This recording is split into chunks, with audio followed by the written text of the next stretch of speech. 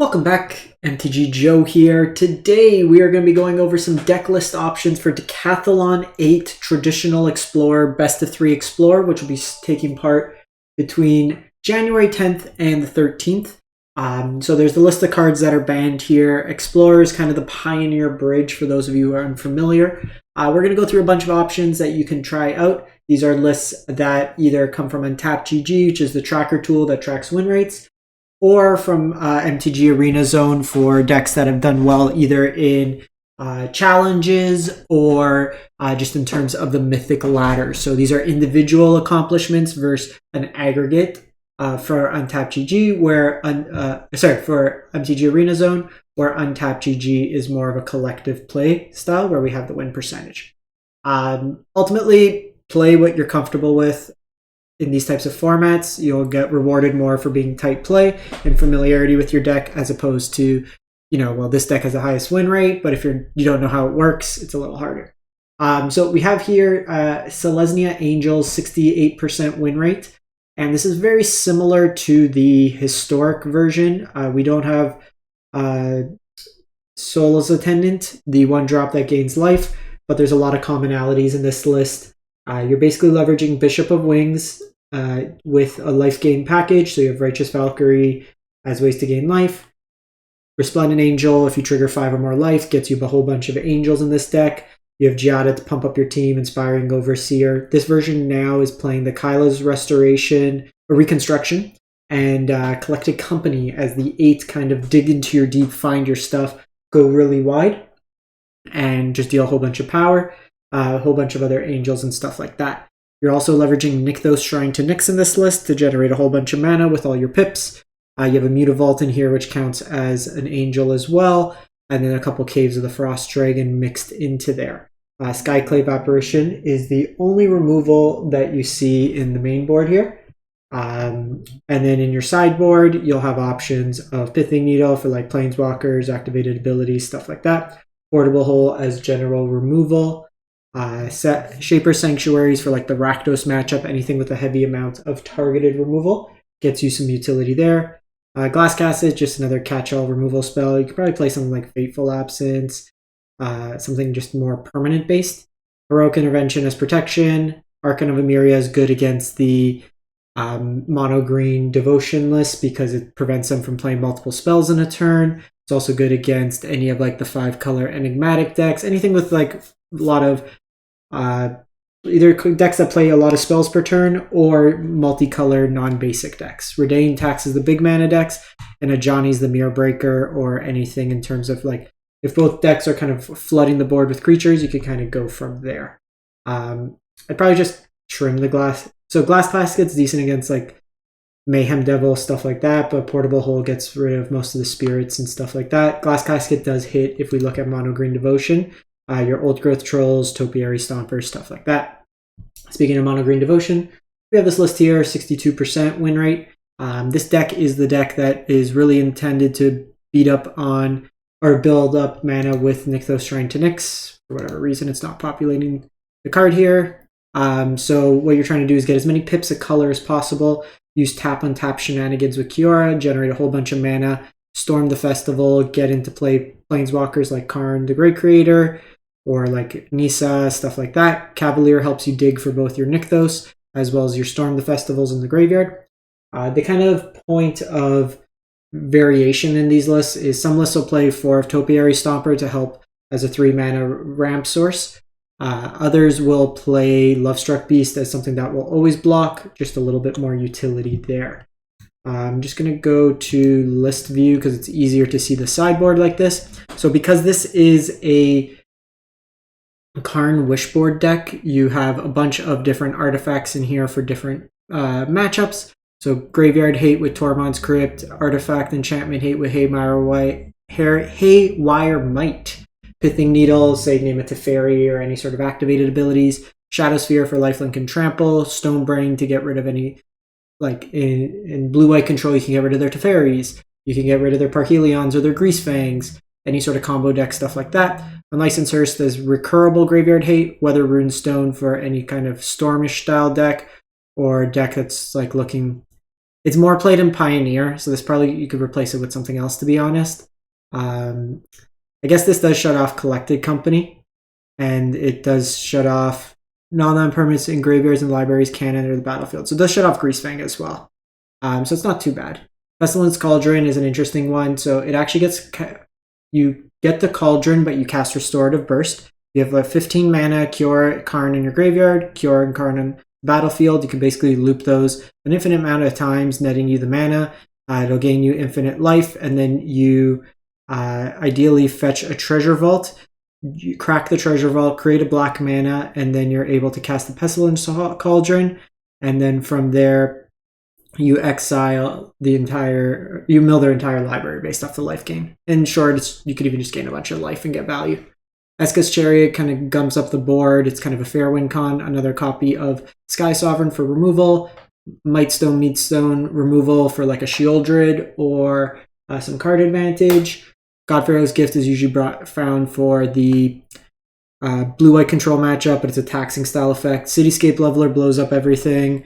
Portal is kind of the sweep your opponent's board, kind of win from there.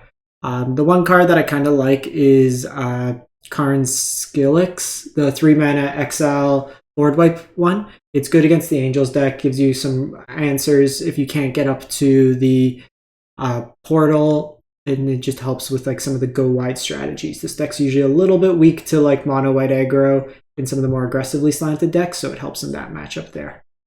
We then go to a couple different decks here that we can look at. So this is Gruul Boat, and this is another 8 Line of War Elf style deck. And basically what you're trying to do here is go 1 drop into a 3 drop, whether it be Lovestruck Beast, Bonecrusher Giant, Reckless Stormseeker, and then you just try to get out Eska's Chariot and Sky Sovereign and go really quick.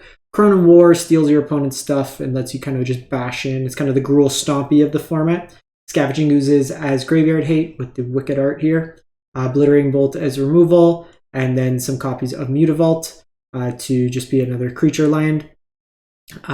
The Embercleaves come in typically against like Karn decks because you can't activate the crew here. It's also better against like sack decks, things like that, where like there's creature mirrors. While you can't re-equip with the Embercleave within a Karn deck, the initial time it's an enter the battlefield effect, not an equip, so it does equip for you the first time.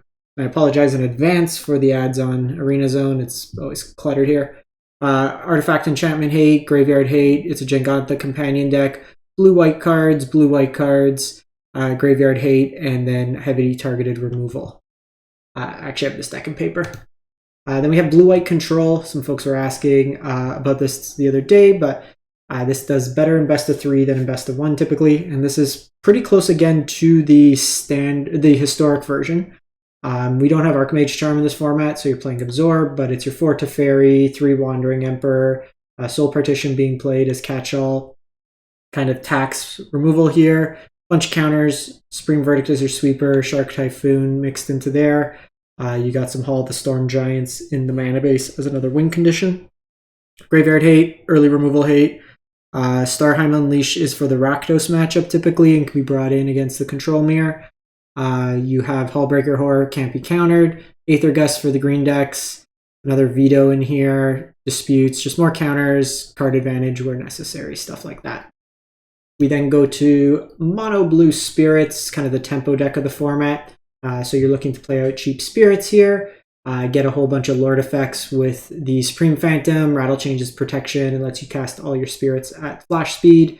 Ascendant Spirit uses a snow mana package to buff itself up. Protection and Mausoleum Wander. Shacklegeist can tap down and kind of allow you to go offense, defense, control the board. You have Slip Out the Back for protection.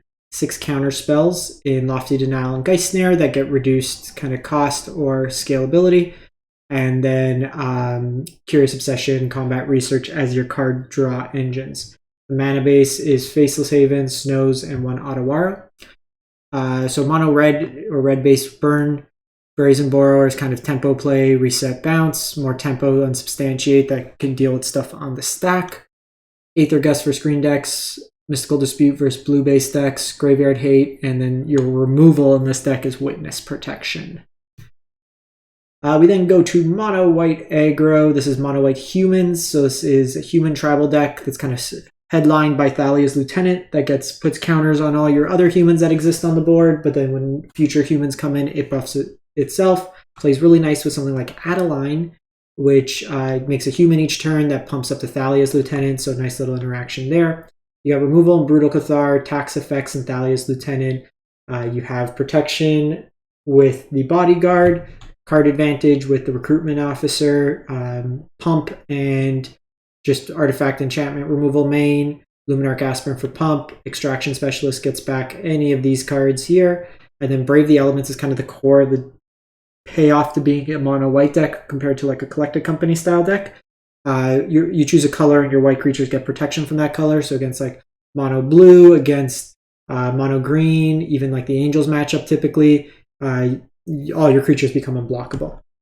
You have utility lands and Mutavault, Castle Ardenvale, Chefnet Dunes mixed in. Sideboard's nice and clean. You got tax big mana decks like the mono green decks, enchantment or big toughness kills, good against like Rakdos for example. Lay down arms as just general removal that scales. Graveyard Hate, and then against the Rakdos heavy removal decks, Wedding Announcement kind of scales you up and gives you a Lord effect. We then have Boros Heroic. This is the pump your dudes and smash in really hard. So you have stuff like Favored Hoplite that gets bigger and gets pseudo protection when you target it. Your Virtuoso gets to connive and gets bigger with double strike. 10th District gets bigger and scries. Swiftspear has prowess, and then you also have Dreadhorde to flash stuff back. God's Willing for protection as opposed to the Brave the Elements because some of your creatures are red here. Brave only works on white creatures. Defiant Strike, so you're just going to notice a lot of cards that replace themselves. So you have like Defiant Strike, Ancestral Anger, which have a boost plus a card draw. Homestead Courage is counters twice with Vigilance. Reckless Rage is removal that's kind of a one-sided removal spell that triggers. And then you have Invigorated Rampage that gives +4 power across 2 bodies potentially and trample to both. In matchups that don't have a lot of removal, you could kind of bring in your feathers. Notably, if you bring in Feather, you have to remove Jengantha as your companion.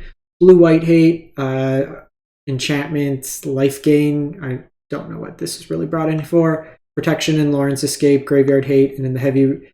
Honestly, guess like you don't even bring in that many enchantments, I would say. Maybe for Enigmatic, it's a 1-mana answer, but... Showdown of the Skulls for the heavy grind matchups, the ones that are going to bring in a lot of removal, like Rakdos or Blue-White Control. We then have Rakdos midrange. This is the heavily popular, not always the top of the format, but this is the 2-for-1 Uta content. So all the good cards in here. Liliana, Sorin, Planeswalkers in here. Misery Shadow exiles upon hitting the graveyard. Gets pumps as well. Bloodtithe Harvester, Fable the Mirror Breaker, kind of what you see in Standard. A lot of these cards are, for the most part, Standard legal, so if you're looking to kind of make a bridge, like you need a Kroxa in here, you need the Bone Crusher Giants, K Command, the Thoughtseize. Still a little bit expensive, but some of the mana base also ports over, depending on how long you've played. You could still have the utility lands in there. You would just need copies of like the Blood Crypt at that point. Pathways dependent again, like if you were playing in recent standards you should have most of these cards anyways. Just more for the grindy matchups, you have your Sorins, Blue-White Control Hate, Green Hate, Hand Hate. This is for like the humans matchup, stuff like that. More Hand Hate, Graveyard Exile, Extinction Event comes in against mono green, and Boat's very good in the mirror or small creature matchups. This deck usually could beat up on kind of the average creature deck, but suffers against mono green, which kind of goes over the top. We then have Mono Red Devotion. So this is a card featuring Eidolon the Great Revel, which deals 2 damage to each opponent, but it's another Nykthos deck. But this one, your payoff is Fanatic Amogus that gets to fireball your opponent. Mixed into there, you got Chandras for Planeswalker advantage, Wily Goblin for ramp, BTE kind of replaces itself, Annex, Chain Whirler kind of removal with the Stomp as well. Torbrand to double damage or to give damage boost, Goldspan for ramp kind of mixed into there. Can't be countered against control decks, blue-white, control hate, just 5 damage, deal Shieldred and any kind of threat like that. Strangle for early aggression, go wide strategies, you have your Brotherhood Zen, Unlicensors for graveyard hate, and then anti-life gain and kind of against the slower decks, you can kind of ping them damage there. This deck's kind of cool because you can pivot between going really aggressive to a little bit more controlling in nature. Then lastly, you have Abzan Greasefang, the turn 3 combo deck of the format. For those of you who aren't familiar with the deck, basically what you're trying to do is self-mill a copy of like Esko's Chariot, Sky Sovereign, or ideally Parhelion. Turn 3, you cast Greasefang, it reanimates the vehicle, crews it, attacks right away. With Greasefang on turn 3, with Parhelion, you could deal 13 damage and be left with 2 4/4 Angels, which is oftentimes enough to beat your opponent. Fill the graveyard with Rafine's Informant, Satyr Wayfinder, Grizzly Salvage, Witherbloom Command, all kind of mixed into there. Recursion with Can't Stay Awake, Lily for Hand Hate, Thoughtseize for Hand Hate, kind of mixed into there. Knight of Autumn can blow up artifacts, enchantments, so some of the hate pieces, same with Terra Sunder. You have your Duresses to kind of eat away at the hand against interaction. Assortment of removal spells in there, as well as Wedding Announcements when you anticipate a lot of graveyard hate or a lot of targeted removal. So that's pretty much it. Kind of a high-level overview of the format, things you can play, stuff like that. If you want to check on my channel, I have gameplay for a lot of these. There's also some decks like 5-color Enigmatic Incarnation that you can take a look at. Elves is another deck you can take a look at. So there's a couple options if you want to see. Just look under the Explore format. I have like half an hour to hour long gameplay videos. Show you some sideboarding and stuff like that. But let me know what you think. If you do get 7 wins or 5 wins because it's best of 3, drop your list in the comments so others can kind of see. And as always, I'll tag my Twitter in a comment so you can follow there. I'll like as many 7-win lists as possible so you can kind of follow along with there if none of these decks necessarily catch your interest. In any case, thanks for watching, everyone. Hope you have a great one and stay safe out there.